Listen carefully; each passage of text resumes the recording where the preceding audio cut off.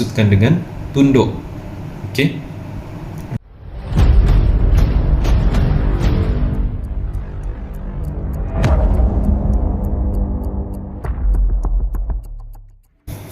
Assalamualaikum warahmatullahi wabarakatuh. Bertemu kita sekali lagi di dalam channel YouTube saya, iaitu M.M.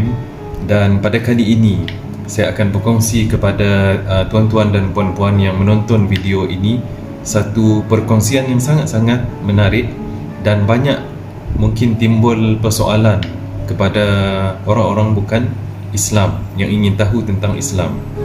Jadi apakah tajuk yang saya akan kongsikan pada kali ini? Okey, yang saya akan kongsikan pada kali ini adalah maksud Islam. Maksud Islam.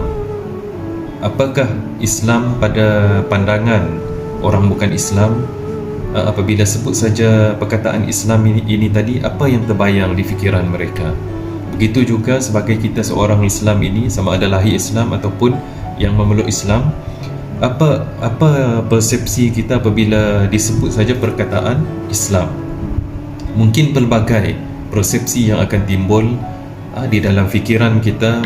Mungkin Islam ini, apabila sebut saja Islam, kita akan teringat dengan pengganas, kita akan teringat dengan peristiwa-peristiwa perang, apakah mungkin di kalangan orang bukan Islam. Dan ada juga mungkin di kalangan orang bukan Islam yang apabila sebut saja Islam ni, diorang akan terfikir dengan masjid, ya. Begitu juga orang Islam. Sebagai seorang Islam, apabila disebut saja Islam, mungkin kita akan terbayang solat, kita akan terbayang pergi haji, kita akan terbayang puasa, itu sahaja. Tapi sebenarnya pada kali ini saya nak membuka kita punya fikiran kita ni, bahawa Islam sebenarnya sesuatu benda yang sangat-sangat besar.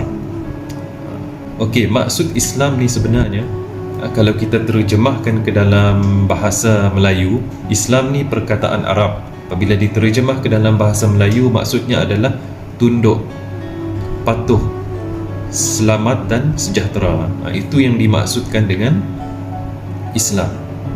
Okey, kenapa Islam ni dikaitkan dengan tunduk, dikaitkan dengan patuh, dikaitkan dengan selamat dan sejahtera? Ada sebab dia. Contoh, tunduk.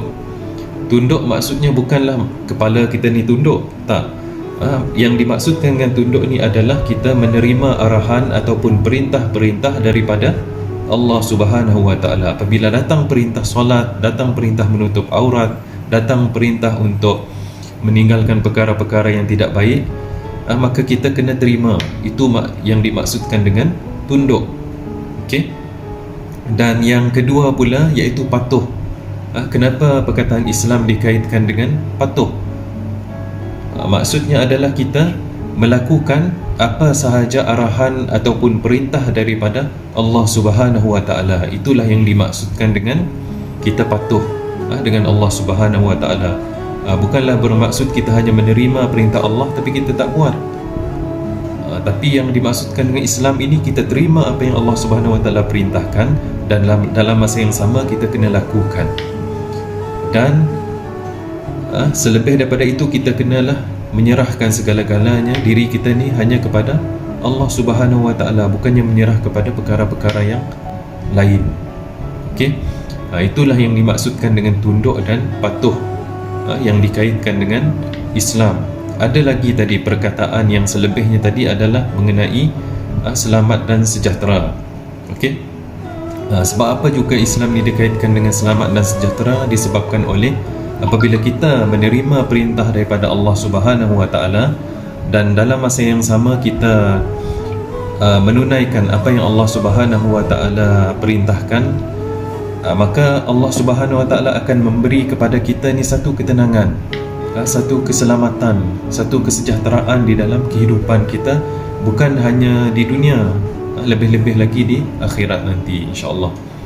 Itulah perkaitan Islam ini tadi dengan tunduk, patuh, selamat dan sejahtera, termasuklah menyerahkan diri kita kepada Allah Subhanahu Wa Taala.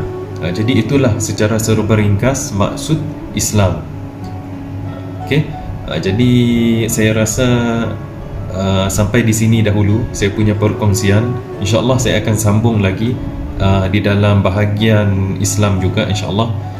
Jadi nantikan video-video yang akan datang dengan perkongsian-perkongsian yang lebih menarik lagi, insya-Allah. Nantikan. Itu sahaja.